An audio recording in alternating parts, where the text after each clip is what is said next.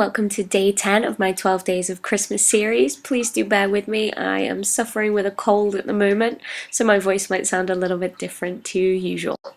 So today's card is inspired by the ones that I've just showed on screen here that were made by Nicole. She has a video on YouTube that I'll link to below, and also to a quote from Elf where he talks about how he travelled through the 7 levels of the candy cane forest.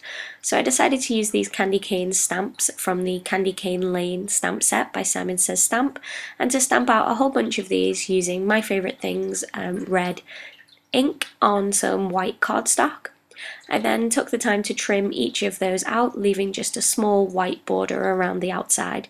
It took a little bit of time to cut these out. I'm not sure if matching dies are available. If they are, I don't have them, but it wasn't too bad just cutting those out with some fine tip scissors. So once I had all of those cut out, I was able to start putting the card together. As I'm making a 5x7 card, I needed 2 white panels cut slightly smaller than 5x7, and also a vellum panel. So I'm going to stamp the greeting from the Candy Cane Lane stamp set. I'm going to use some embossing powder, so I'm just wiping some anti-static powder tool over the top there, and then stamping down in Versamark ink, which is a nice kind of sticky ink to allow the embossing powder to stick. And then I can heat set that with my heat tool. So I'm using the Liquid Platinum colour by Ranger and just heating that up until it's nice and melted across the front. I'm then going to take some snowflakes from the Winter Wishes and also from the Candy Cane Lane stamp set and just repeatedly stamp those over the vellum background. So I'm just making sure to alternate the type of snowflake that I use, starting with the biggest and then filling in the gaps with the smaller ones. And then sprinkling on top some fine detail white embossing powder. And again, I've used the anti-static powder tool just to make sure that embossing powder sticks only where I want it to. So once I've got that all in place, again I'll heat set that with my heat tool. Whenever you're embossing on vellum, you want to make sure that the heat gun gets really good and hot before you bring it to the vellum paper, as it will curl or possibly burn quite easily.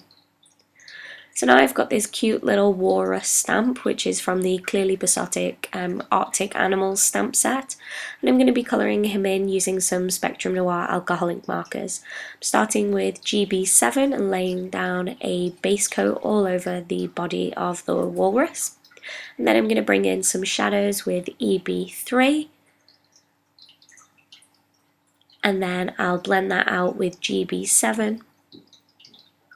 And then I'll go ahead and add some more shadows using that darker colour and just adding some dot detail for some added texture, and again blending that out with some more dots with the GB7. Added IG1 to the tusks and CR3 for some rosy cheeks and the nose. I just defined the eyes using a black jelly roll pen and a white gel pen. So now I've got that in place, I'm going to die cut some hills using a stitched hill die.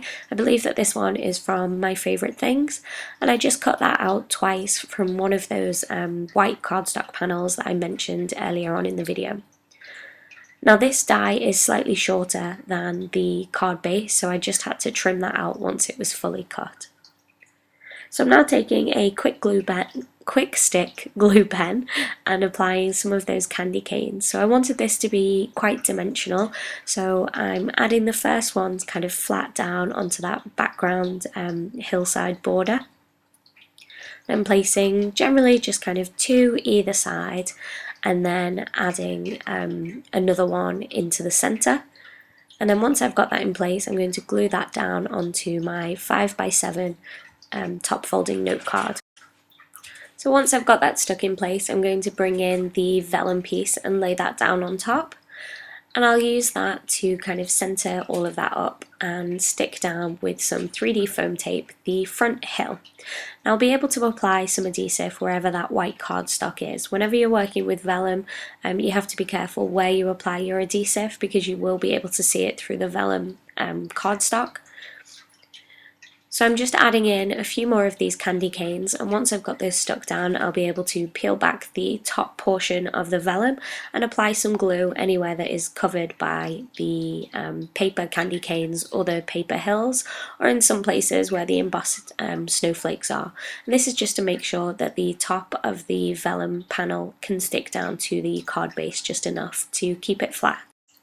So I'm just using some acrylic blocks there to hold that down in place while I apply the last few candy canes.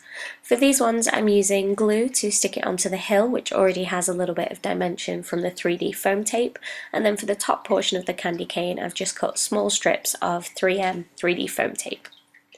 So I really like how this has turned out. I like the kind of the depth that the vellum adds, and also the dimension from having that 3D foam tape with the different layers of candy canes. It really does remind me of that quote from Elf where he talks about travelling through those 7 levels of the candy cane forest.